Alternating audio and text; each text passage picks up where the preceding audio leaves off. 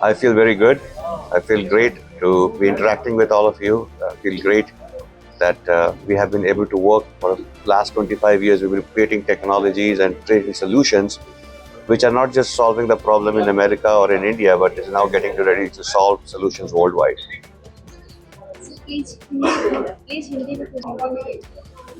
Benefit तो मेरे को लग रहा है कि जैसे कि इंडिया से ज़्यादा बेनिफिट दे रहा है साउथ अफ्रीका को, क्योंकि इंडिया से लेबर वहाँ जाएगा, इंडिया की टेक्नोलॉजी वहाँ जा रही है, इंडिया का जो नॉलेज है उसको हम शेयर कर रहे हैं। जो मोदी जी ने स्किल इंडिया मूवमेंट शुरू किया, उसको लेके जो चीज़ें हमने सीखी हैं उसको साउथ अफ्रीका इम्प्लीमेंट करने की कोशिश कर रहा है। तो ये इंडिया के लिए बहुत गौरव की बात है कि जो चीज़ें हम यहाँ पे डेवलप कर रहे हैं उससे पूरे वर्ल्ड का, दुनिया का फ़ायदा हो रहा है।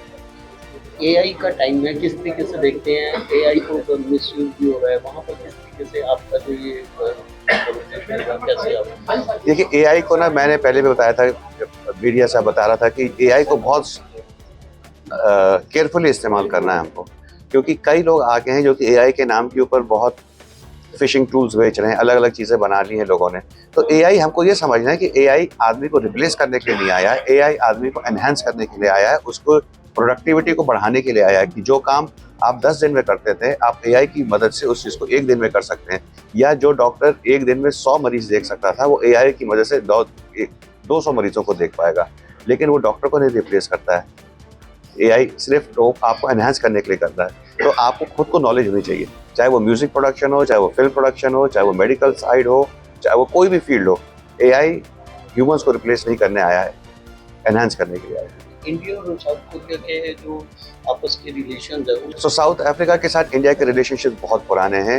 ये रिलेशनशिप 75 साल से ज़्यादा पुराना है, जबकि इंडिया ने साउथ अफ्रीकन की बहुत हेल्प करी उनको फ्रीडम फाइट मूवमेंट में।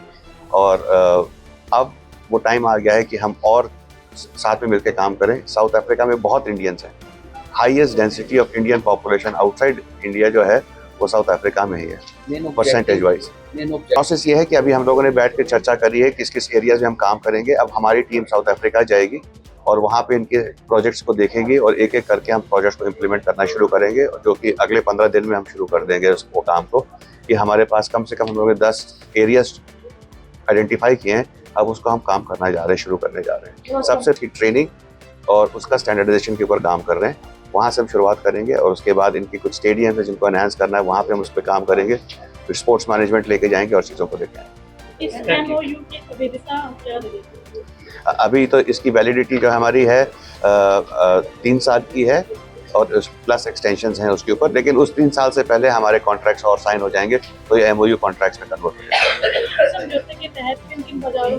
जाएगा। Sports, health care, training, banking, defence और ये 4-5 एरियाज में है जब हम, और टूरिज्म में हमारे ऑलरेडी ऑफिस है, उसको हम लोग और एक्सपेंड करेंगे और इनके जो प्रोजेक्ट्स होंगे उसको डिलीवर करने के लिए हमको और लोग यहाँ पे हायर करने पड़ेंगे। तो यहाँ पे भी हमारे पास और जॉब अपॉर्चुनिटीज क्रिएट होंगी। तो दोनों कंपनियों को किस तरीके से फायदा? ये क्या है कि जो चीज़ें हम लोग ने बना रखी हैं वो इस्तेमाल कर सकते हैं, और हमको फ़ायदा ये होगा जब हम अपनी चीज़ें उनको देंगे तो हमको और मैन पावर चाहिए होगा और लोगों को इस्तेमाल करेंगे हम यहाँ पे, तो और जॉब क्रिएशन होगी, तो इंडिया में भी पैसा आएगा और इनको हमारी टेक्नोलॉजीज़ का फ़ायदा मिलेगा।